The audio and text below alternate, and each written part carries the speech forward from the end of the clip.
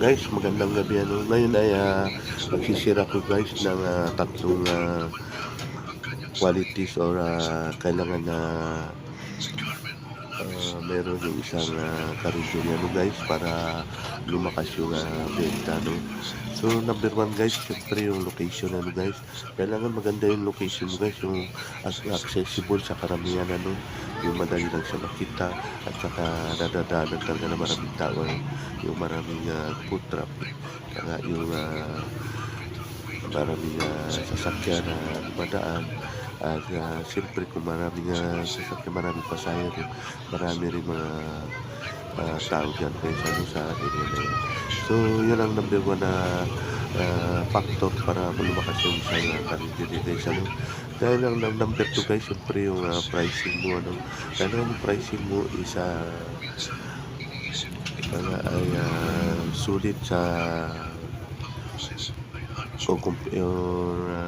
compare mo sa ibang mga kompetensya mo guys, mas maganda yung fair price lang yung pag hindi siya masyadong mataas, hindi rin masyadong mababa guys, na may pugita ka pa rin So yan ang number 2 guys, yung pricing mo kailangan sulit talaga sa mga customer.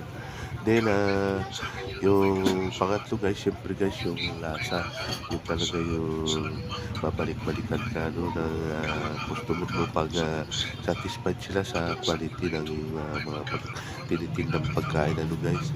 So guys, yun lang yan ang tatlong qualities na dapat meron ng yung karinderya guys para balik-balikan ng mga tao guys.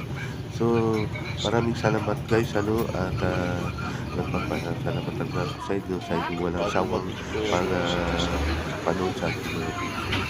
God bless you.